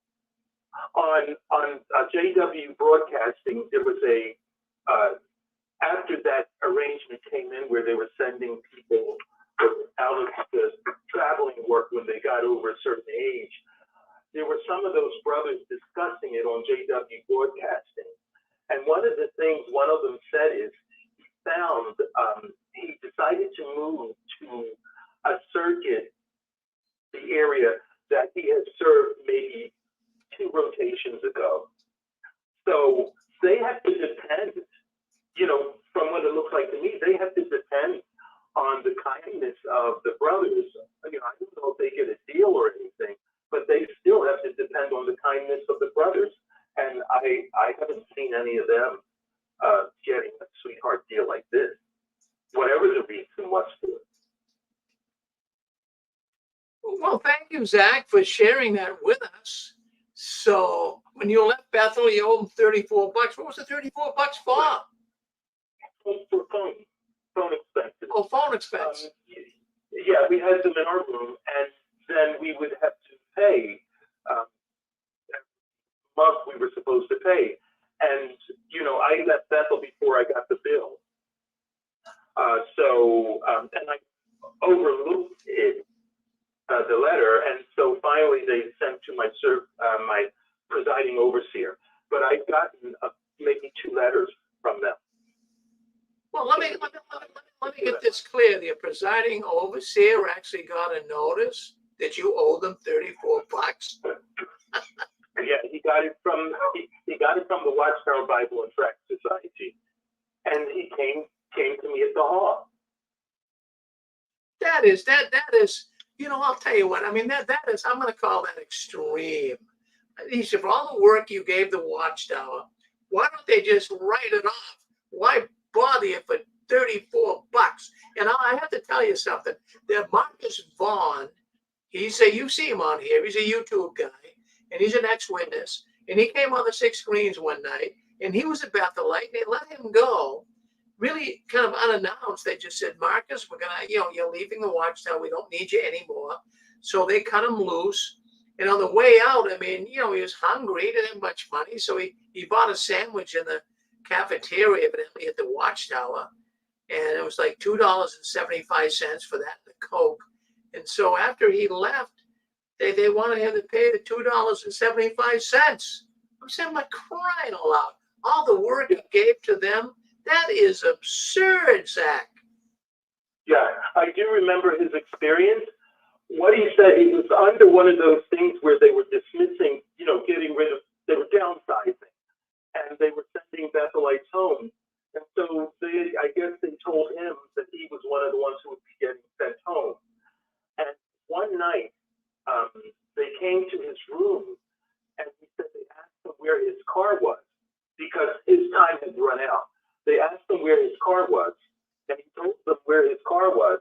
I guess it was 2 or 3 elders, Bethel elders. This is another level, you know, Bethel elders. And they packed up his stuff, and they took it out to his car that night. That was he told that here on 6 screens. I remember that. But see, this goes to show you what kind of an organization is this? What is this organization all about? I mean, they'll grind you for $2, and they're $1 billion organization. Something doesn't pass the smell test here, you know? Yeah, it's not. You would never mistake them for Jesus Christ. You know, they're not that Christ-like, like they want to pretend. Well, that's an excellent comment. Thank you, Zachary. Always good to hear from Zachary. Zachary, don't you be a stranger. You're a good man. Don't you ever change, as I always say. Thank you. All right. Thank you, Rick. We have got Philip Gonzalez. Come on. Not Philip. His name is Gilbert. Gilbert Gonzalez. Come on, Gilbert. Hey, just real quick, what would you do if you were Jared Moshe? What would you do if you were Samuel Hurd? After seeing all of these things, what would you do? That's what I'm thinking about. I would be like, holy cow, am I next? And if they find out my dirty laundry, what do I do? I mean, we're going down rabbit holes, Rick. That's all I have. Well, Gilbert, I mean, this is a new era that we're now in. The Watchtower is like a new ball game. This is not the same Watchtower you and I grew up in. This is different. They are radically changing, and it's hard for us even to wrap our head around it. But a lot of things are going on in there that we cannot connect with. This is still a mystery with Morris. I mean, even though we beat it to death here tonight, I don't want to beat it to death anymore, but it still is a mystery to us. You know, is he on a gag order? Was he really a bad person? Did he step down?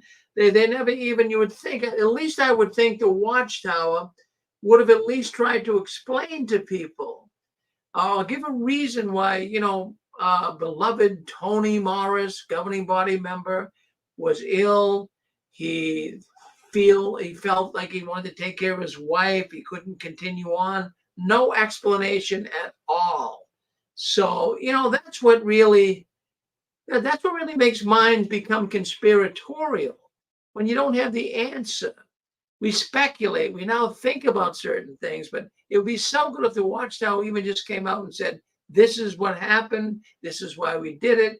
This is what we're doing for our beloved brother, Tony.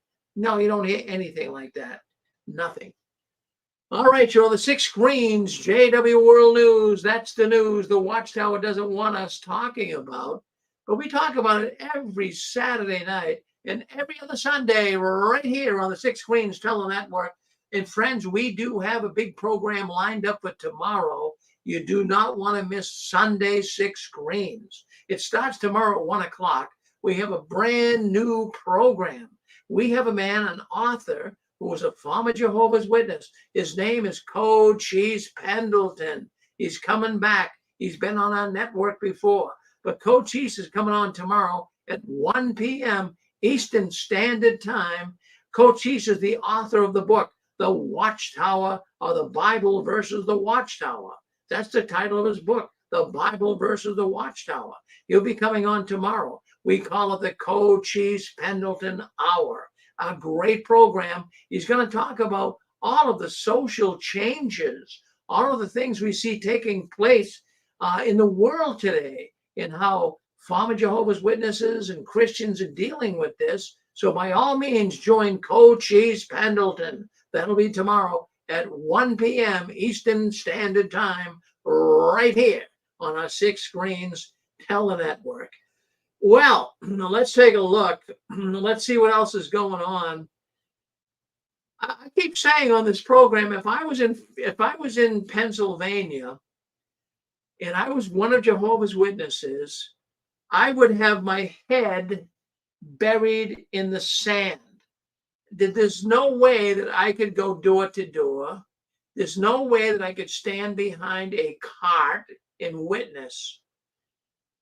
I mean, in Pennsylvania, it's all over the news. It's in the newspapers. It's on the television stations. It's in magazines. People know that Jehovah's Witnesses in Pennsylvania are being investigated.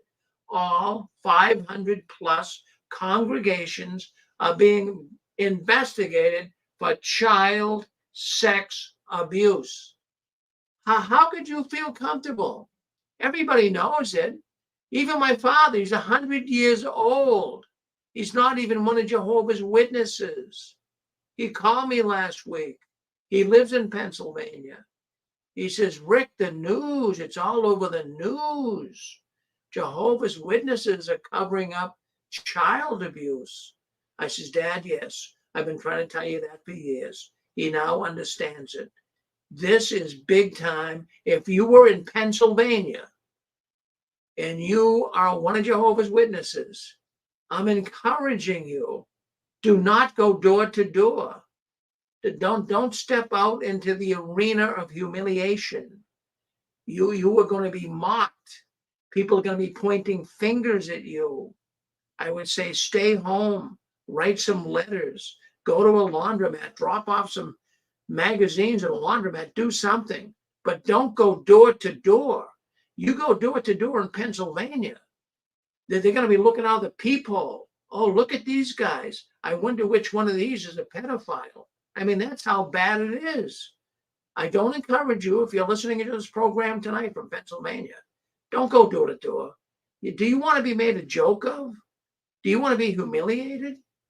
I say find witnessing some other way, but don't go door to door and don't stand out in the cart. You're a sitting duck. Really. I mean, seriously. The witnesses are now in big time trouble in Pennsylvania. And that's why NBC 10, that the Philadelphia station, they had it was all over the news. And it was on this station. I won't play the station here tonight, but I'll just say what they talked about. They said what they do know, what the station has gathered information on, is 14 men have been accused of sexually assaulting children while they were members of Jehovah's Witnesses in congregations throughout Pennsylvania. So, is that good news? Absolutely not. 14 men, and the investigation just started. They're going to land up with probably 100 by the time this thing's all over. So 14 Jehovah's Witnesses have been accused of sexually molesting children in the state of Pennsylvania. Now, this just came out Tuesday of this week. A man by the name of Jesse Hill. Well, let me put his picture up here so people might be able to recognize him. A man by the name of Jesse Hill. Let's get it up so you can see him. Well, that's him right there. That's Brother Jesse. Yeah, Brother Jesse. Well, he's formerly of Berks County, Pennsylvania, currently living in Georgia, and he sexually assaulted and exploited 2 children he met through the Jehovah's Witness community back in the 1990s. Hill's arrest was part of an ongoing probe from a Pennsylvania grand jury investigating child sex abuse in the Jehovah's Witness community. You talk about bringing reproach against Jehovah. This man's found sexually abusing children in the Jehovah's Witness community, and there's more. Hill is one of 14 accused of sexually assaulting children while they were members of the Jehovah's Witness congregations all across Pennsylvania. But yet, here's the audacity of it all. In this broadcast coming out of Philadelphia, they had a Watchtower spokesperson come on, and the Watchtower spokesperson says that they warn the Jehovah's Witnesses to protect your children. Do they really warn? Do they really put a warning out to Jehovah's Witnesses to protect your children? The answer is no. They should be, though. They should be saying, look, don't, just because this man's an elder, just because he's a ministerial servant, just because he is involved with the Jehovah's Witnesses, don't think this man is innocent of anything. They don't do that. This Watchtower official is lying. They don't try to protect Jehovah's Witnesses from these pedophiles. So Jesse Hill of Pennsylvania did some very bad things. He's a 52-year-old man, and some of the things he did were very heinous, evil, and terrible.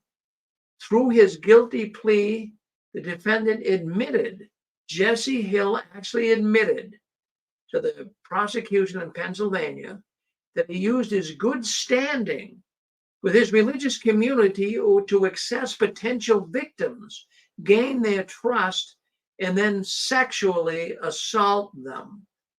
Friends, this is sick, I know, but I want to tell you a woman I really think is wonderful. Her name is Michelle Henry, and she's the Attorney General of Pennsylvania. And she says these crimes are abhorrent, and we wholeheartedly understand they're committing to holding all of these pedophiles in the Jehovah's Witness organization hostage. They're not going to let them go. They're going to continue to investigate. There's many more stories that are going to come out of Pennsylvania concerning child sex abuse. But this Jesse Hill, man, he took the cake. This guy was a bad apple all the way around. So what did he do? Now, he's a Jehovah's Witness. So what he would do is he promised the boys alcohol. He got a hold of young boys in the congregation, promised them alcohol, marijuana, and pornography. I believe he was an elder at the time. So they trusted his name in the Jehovah's Witness community. But I mean, what would you think? What would you think if you were a young boy and Brother Jesse says, come on over my house, little boy. We'll have some alcohol. We'll have some marijuana. We'll watch some pornography. I mean, would you expect that from a Jehovah's Witness? Would you expect that from anybody? I mean, this guy's a creep, right? So he relied on his fact of being a Jehovah's Witness, and I believe he was an elder. So he had a trusted name in the community, and the parents trusted him, and the boys trusted him. And then what he would do when he invited the boys over, he exposed himself. He groped them, and he forced them to perform sex acts. How sick is that? How sick is that? Well, I'll tell you what, his arrest was part of an ongoing probe from a Pennsylvania grand jury investigating child sex abuse in the Jehovah's Witness community. So far, they got 14 of these creeps, 14 accused of sexually abusing children while they were members of the Jehovah's Witness congregation. Friends, that is terrible. I could continue on and continue on. But let me tell you something. It's a sad state of affairs. And I thank this Michelle Henry. I thank Pennsylvania. They're coming down big time on the witnesses. And good for them. I wish more states would do the same thing. Good for them. Well, let's move on. More stories to discuss here on JW World News tonight. The government, I don't know if you saw this the other day or not, but what about all of these confirmed existence of aliens? The government is now suggesting that, yeah, there perhaps are, and almost confirming the fact that there are aliens. And, you know, I'm wondering when the government comes out. I saw a news piece the other day on Fox, and they showed a government official testifying to Congress that there are UFOs, unidentified flying objects. And this man was saying that there is evidently evidence of aliens on our planet. So that kind of struck my attention. I watched that closely. But now I'm wondering, what do Jehovah's Witnesses, how are they handling this? What does Jehovah's Witness say when they see a news like that? What do they say? Well, of course, demons. They say they're demons, of course, and I don't dismiss that. As even a Christian man, I believe it could be demons. But also, what many Jehovah's Witnesses are saying, because Jehovah is the sovereign of the universe, any life in the universe must worship Jehovah. Yeah, have you heard that before? That's what the witnesses seem to be saying. That even if there are aliens, they would be under Jehovah's command and direction. Frankly, I mean, I'd be more inclined to listen to advanced beings from outer space, from some other planet, than I would from these governing body members up in New York. Seriously. So, I mean, the witnesses, they're coming up with all kinds of thoughts on this. And if you do talk to a witness, if you're listening into the program tonight, just ask a witness. Say, what do you think about the aliens? See what they say.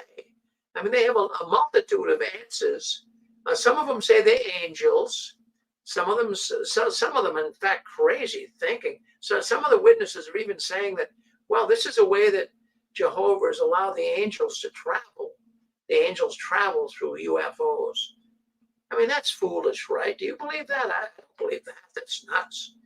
But I can believe that demonic angels may be involved in this. But I don't know. You guys will have to draw your own conclusion. But your homework for this week is go and ask a Jehovah's Witness friend of yours, what about all this news about UFOs? What do you think about that? Oh, my goodness. Well, I'll tell you, a lot of good things are going on here behind the curtains of the Watchtower. I'm glad that you're with us here tonight for JW World News, and news that came across the internet this week I found very fascinating. Norwegian court maintains Jehovah's Witness ban on sealing marriage. Well, if you're in Norway right now, you can't get married by a Jehovah's Witness elder. Jehovah's Witnesses can no longer marry people in Norway. Well, I'm going to put a picture up. I want you to see a picture. I think this will be very good. I think this will drive the point home. Let's put a picture up and show you a picture.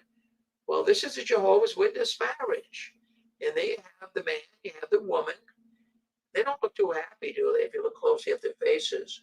But if you want to get married in Norway as a Jehovah's Witness, you're going to have to explain to many people, Jehovah's Witness family members and what have you, that the church no longer has a license to marry people. Yeah, that's right. The Jehovah's Witnesses no longer, they've been shot down. They cannot marry you if you're a Jehovah's Witness in the country of Norway. Yeah, I mean, those faces, those people getting married, they don't look like they're being married. They don't look that happy. Looks like they're more at a funeral. But the Jehovah's Witnesses in Norway will not get a temporary license to perform marriages.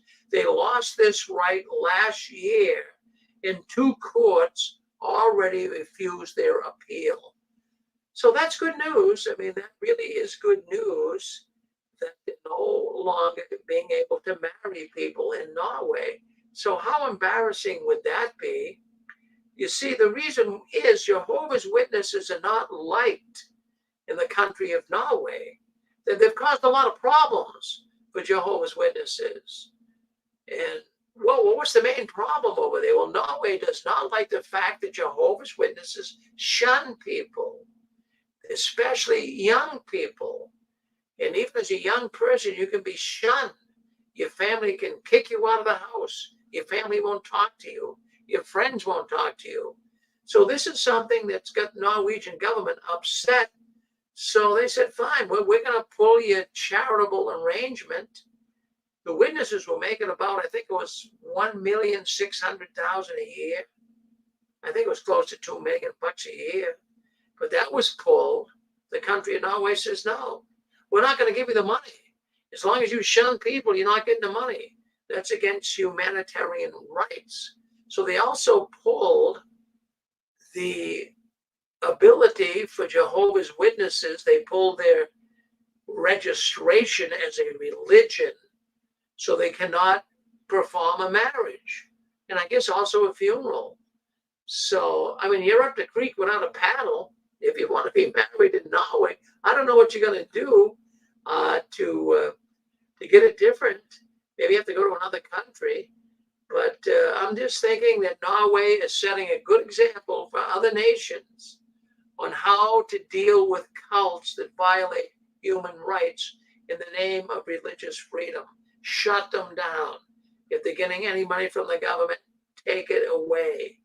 But can you just imagine the conversations that would be going on in a Jehovah's Witness marriage? Suppose you had people that were non-Jehovah's Witnesses that would be coming to your marriage. Well, what do you tell them? How do you, I mean, it's going to be thought-provoking. What are people going to think? Well, why can't your religion marry someone? I mean, all other religions can. Why can't your religion marry someone? I mean, you're going to come clean? You're going to tell your friends and relatives that, oh, no, the Jehovah's Witnesses can't, because the country of Norway doesn't like the shunning that goes on. What are you going to do? So I want to wave my hat. I want to put a shout out to all those people in Norway that were activists, and they came forward and they complained to the government of Norway, and look what happened. The government of Norway listened to them, and they no longer can have marriages, at least in the Jehovah's Witness religion. Isn't that something? I love that. That story. I like that story. I think you like it too. I really, really do. So, I mean, things are happening. You know, one time when we started our program 18 years ago, you know, we didn't read news like this. This is all good news. It's cynical. It's negative. The Watchtower is getting a real tarnished image. And the thing is, the reason why they're getting that tarnished image is because it's the truth. People are catching up on these guys, and not just the apostates, but nations, countries are catching up on these evil people in the Watchtower. The whole world is now finding out what's going on behind the curtains of the Watchtower. And I'm so glad. Aren't you glad? I mean, don't you get a happy feeling? Don't you even get an adrenaline rush when you hear these type of things? I do. And you know, we're not here trying to present some type of a personal vendetta against the Watchtower. They deserve everything coming to them. I don't have a soft spot from the top of my head to the bottom of my feet for the Watchtower organization. They have hurt, they have disrupted so many people's lives. People have committed suicide. People have had their whole lives destroyed by the Watchtower organization. So I'm glad that you guys can listen in. And I know most of you agree. I believe that. I think most of you do agree with what I'm saying. It's a sick organization.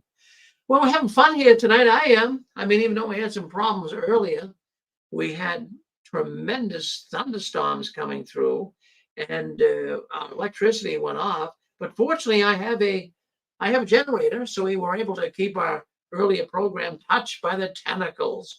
We're able to keep that program up and running.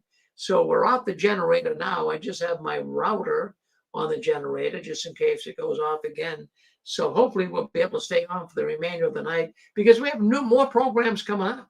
After this program, we have a special Touched by the Tentacles of the Watchtower program with Anne Marie. She does such a great job on her early evening program. I figure we'll bring her on prime time. I want friends to really hear my good friend Anne Marie. She has so much to say. We're going to be talking about some of the peculiar things that come about in the Jehovah's Witness world that you have experienced. That'll be coming up next on a special Touched by the Tentacles of the Watchtower. And then at 11 o'clock tonight, we have your favorite apostate. Well, she's a pasta babe, and she'll be coming on at 11 o'clock tonight. So if you're listening, Linda, by all means, we're looking forward to your program tonight. Well, let's see. We do have some more things to discuss here tonight. But if anyone has any thoughts at all that you'd like to speak up, yes, go ahead. Hey, Sarah. I was just going to mention something that you brought up earlier, and I'm going to tie this story together with it. If I'm mispronouncing it, I'm sorry. I think it's Quora, Quara. I don't know, ORA. I stumbled upon it by accident, and I keep seeing Jehovah's Witness forums pop up on it. And it's kind of like Reddit in a way, different. But there was a topic that came up that really caught my interest, and this was a worldly person who said, what is the kind way of telling a Jehovah's Witness that's over zealous to go away? And then she tells her, she's a 14-year-old girl, and she tells her story. This 50 to 60-year-old woman was a stalker. If anyone can find the story out there and read it to themselves, it's great. And she stalked them out, and it got to the point where it was just completely abusive. And my wife and I happen to know people that do this in the ministry, so the story is not made up. When she closed the door on her, she put her foot into to keep the door from closing. And happened, she finally figured the only way that she could get her away from her, because this woman was relentless, and she was coming by, she said, at 9 a.m. every morning. And the only way that she could get her away was she finally said to her, I serve Satan, but the family are all atheists. And she told her mother what happened. And she said, they did what? If that ever happens again, you call the police on them. They're not allowed in our home, you know? Like, we didn't give them permission to do that. But I was going to tie that in with, like, when you said, are you uncomfortable with knocking in Pennsylvania? Can you imagine once and oh, by the way, the comment sections in Quora was amazing. Tons of stories, and there were more people saying that were witnesses sticking their foot in the middle of the door to block it. And Desiree and I happen to know somebody that did that to throw a track in. So, like, can you imagine in Pennsylvania now that people are awake, and not only are they sick and tired of being woken up and harassed, but now they know they're pedophiles and that there could be a potential pedophile at their door. This is going to be a very interesting situation for it, Rick. And I just wanted to add that. Thank you for your time. Yeah, well, Eric, I mean, wouldn't you really feel bad going door to door? I mean, I'd be so humiliated. I would really. No way. I remember up here in Boston, you know, when they had the cardinal law, and of course the child abuse in the Catholic Church. I remember that broke up here in Boston. I forget what year it was, but 15 years ago or so. But when that first broke, a lot of the priests up here in the Boston area, they wouldn't go out wearing their collars. They would just wear a regular shirt because people were kind of looking at them funny and staring at them and thinking, is this guy a pedophile? Well, that's the same way the Jehovah's Witnesses would feel in Pennsylvania. Geez, you'd be going door to door. And even the sisters, sisters aren't exempt from pedophilia either. There's many sisters I've reported here on the 6 screens that have sexually abused children. It's not just men. I mean, most of them are men, I know, but there's sisters too. So, geez, I'd be so embarrassed, a man or a woman, going out in service in Pennsylvania. Well, thank you, Eric. I appreciate that. So anyways, it's just for friends to, I'm going to tell you something. I don't sit here and try to make stories up. Gee, why would I do that? I got better things to do. But I look over the internet and I see this stuff all happening. Why isn't this waking the witnesses up?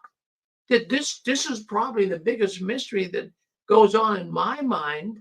Well, why don't witnesses, can they see any of this? I mean, when I was one of Jehovah's Witnesses, maybe I was kind of blind to it as well. But there wasn't this much negative, cynical news coming across the internet, or coming across the newspapers, television stations. There was none of that when I was a witness. Dateline back in 2002, that was the first program that came on and exposed them. Remember Barbara Anderson and how they shown that she was working at the headquarters and came across all these reports on pedophiles. But that was it. But today, everybody is seeing how heinous and evil the Watchtower is. Are the witnesses seeing it? I think they are to some degree, because they are hemorrhaging right now. There's so many people leaving the Watchtower. Wow, I'll tell you, we have fun here on Saturday night. Don't we? A lot of people calling in, and we really appreciate that. I had a call. Well, not a call, an email, I should say. And it was a little upsetting at first. And then as I reread their email, and it kind of made a little bit of sense.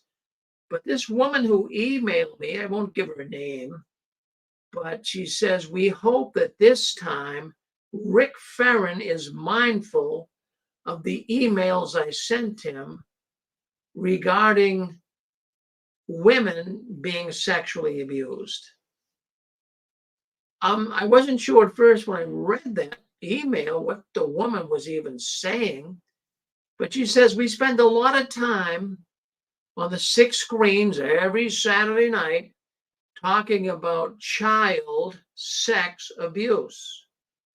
She was saying that we don't spend enough time talking about adult sex abuse. She says so many women in the organization are being sexually abused, and they're being molested by elders. And this has been going on for many years. But she says that I keep quiet on it. I don't talk about it. She says, you bring Barbara Anderson on here. She doesn't talk about it.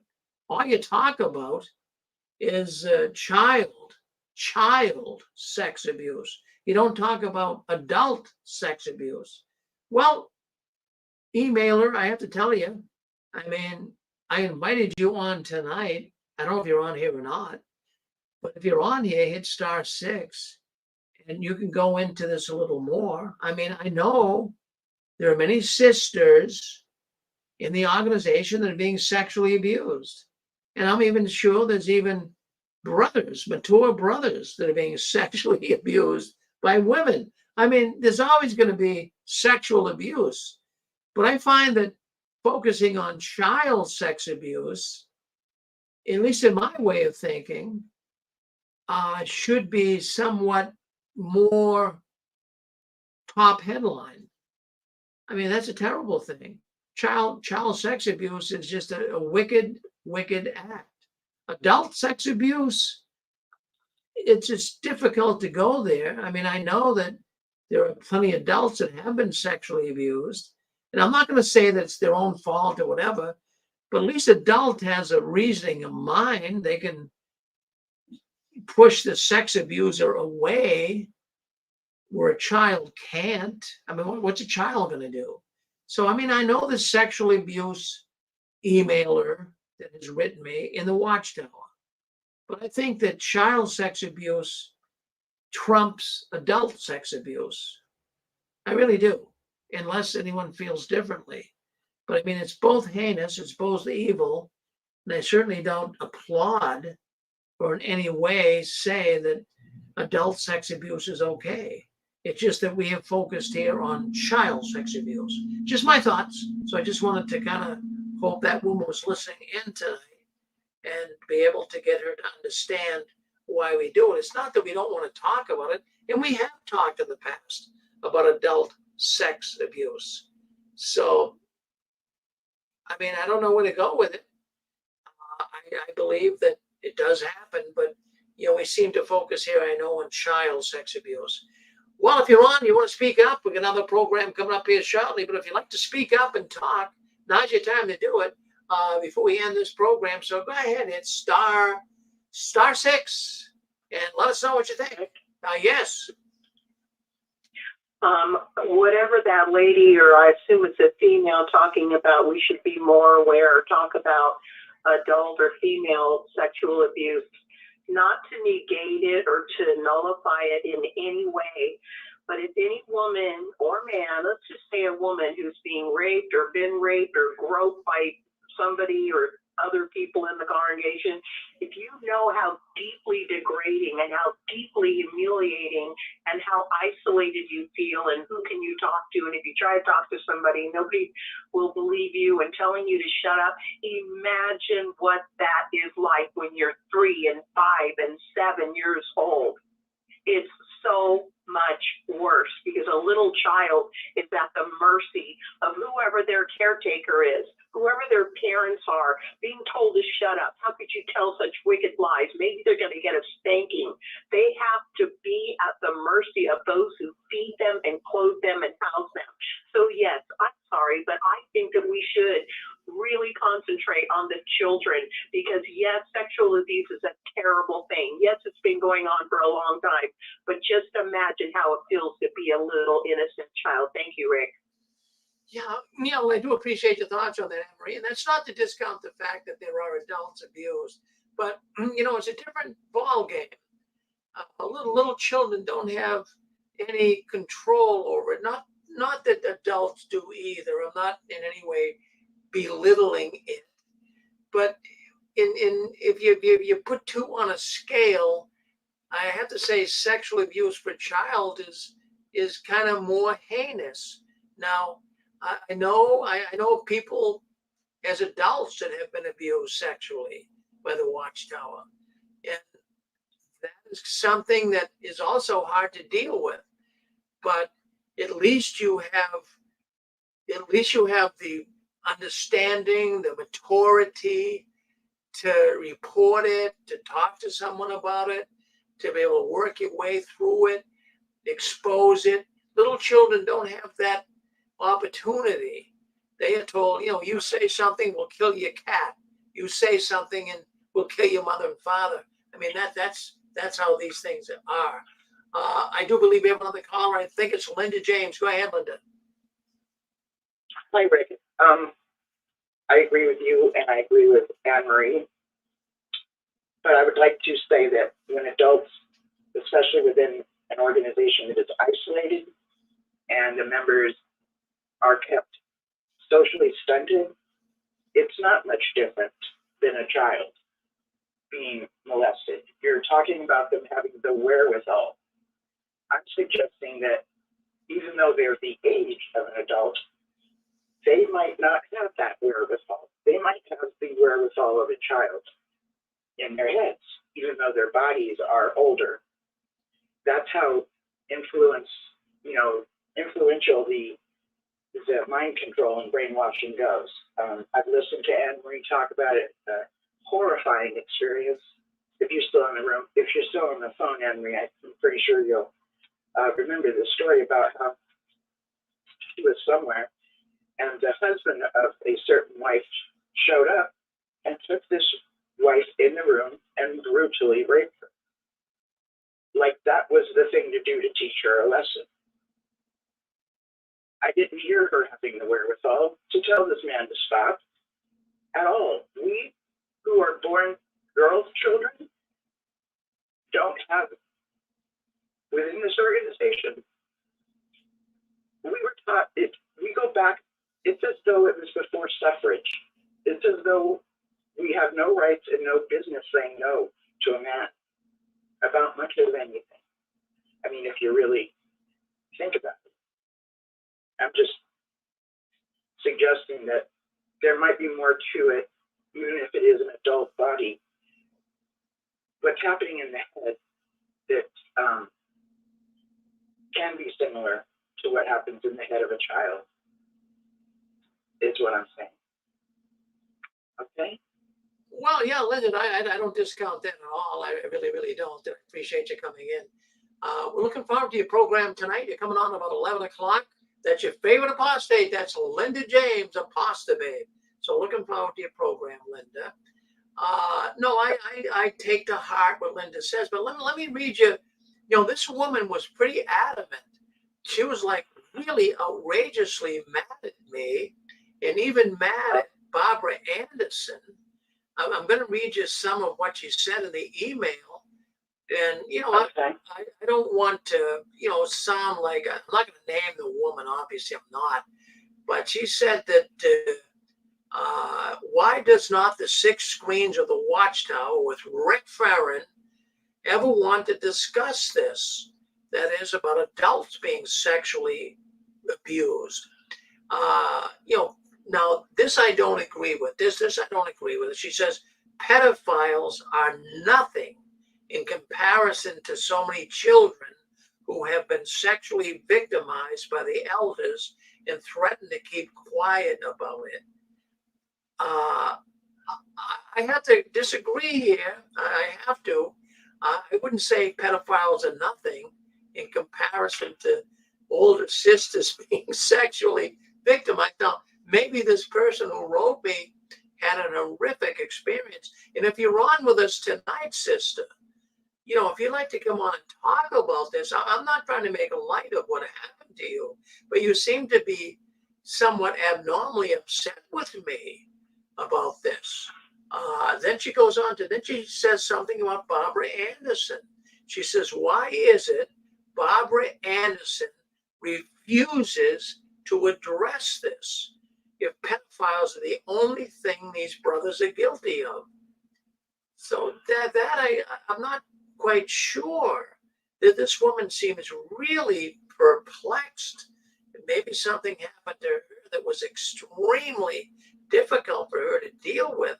But listen, sister, I'm not in any way discounting the fact that sisters get, sexually abused as well. But, I would like to hear from more sisters that have I mean, I have heard it here in the Six Screens. I do welcome that. If people want to bring it up on my show, I definitely welcome that. And I think there's, you know, society at large would think very much like you have your mind has a better wherewithal to say no and to stop. There's something called learned helplessness, where I think that adults within high control groups like this that are isolated don't have the wherewithal, is all I'm saying. And it's horrifying. I do think that, you know, society at large will bring up the children, you know, on the news and everything as being more horrific. And it is horrific. But when an adult has the same mind frame of a child still, you know, I don't think people have taken that into consideration. And it usually is because of the way they have been conditioned. Even though they're in an adult body, they're still conditioned as though they were a child. You know what I mean? And we don't know our rights. We don't know that we have boundaries. What's that? Like, you know, we don't know that there's repercussions from the legal system that might be able to help us out. There's a whole lot of naiveness and stuff that goes on too. Yeah. Well, that's well said, Linda. Interesting. And I'm hearing the resentment too going on with whoever made this email to you. But yes, I do welcome it on my show. If people want to talk about it, I do welcome it. Yeah, so take heed. Linda's coming on tonight at 11 o'clock. And if you have been a woman or even a man, I mean, I somewhat was almost sexually abused when I was a young guy. I was a married guy, and I had this sister chasing me around. I mean, I never fell for her tactics, but she was trying to do something to me. I was only 19 years old. I just got married, and this sister was really trying to coerce me into things, but I didn't fall for it.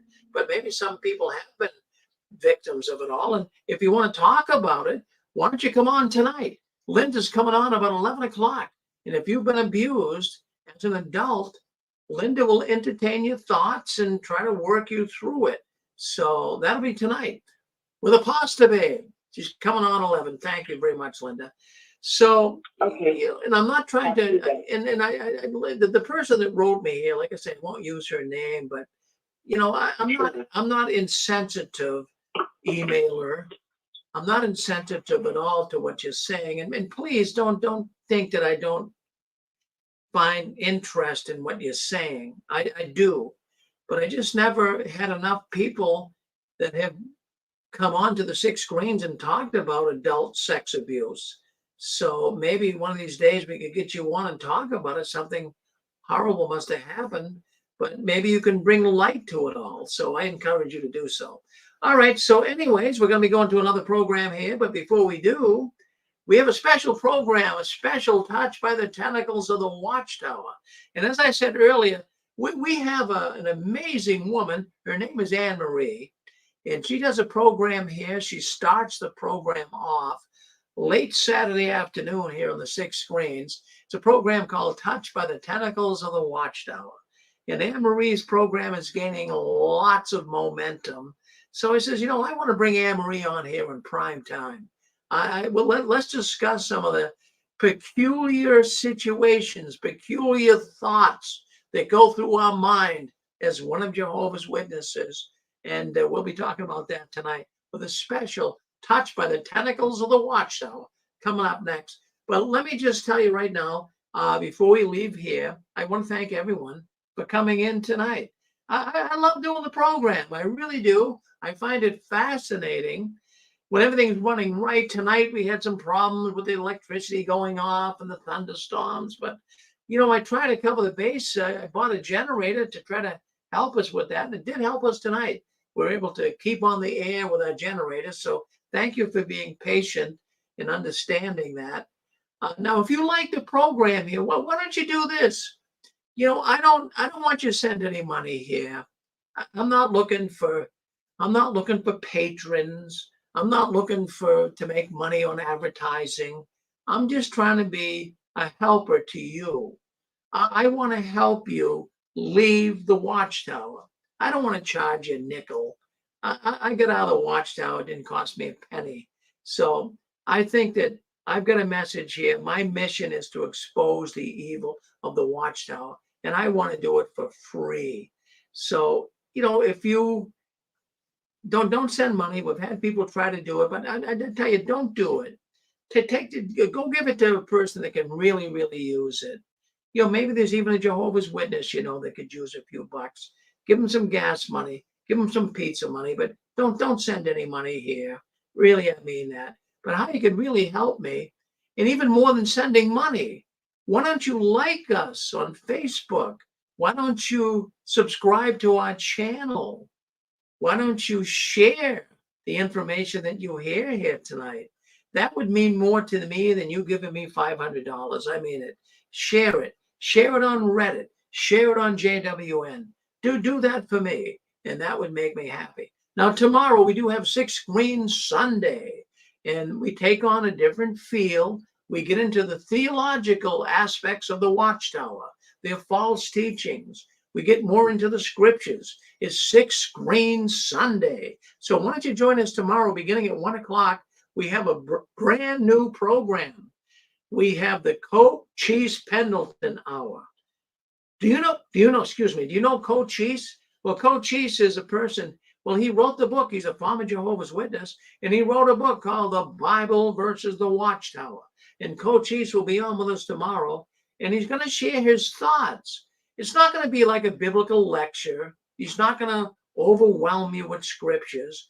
Cochise is just going to talk about what's going on in the world today, and where we all fit in as Christians and even people that aren't Christians, the changes that we're seeing socially, all of the things coming across the news. Is it disturbing you? So he's going to bring you right up to speed on the news events coming up tomorrow, the Cochise Pendleton Hour. Don't miss it. 1 p.m. Eastern Standard Time, right here on the 6 Screens Telenetwork. Friends, I want to thank you all for coming in tonight. It made my day. We had a lot of people calling in. We had a lot of people listening in live, and we really appreciate you coming in here tonight. So what we're going to do now is we're going to end this program, but we got another program coming up. We have a special program, and we call it A Special Touch by the Tentacles of the Watchtower. That's coming up next. Stay on this channel, and you'll be able to stay with us and comment on the program coming up. And folks, as I always say, keep standing tall. Don't you ever let your visions die.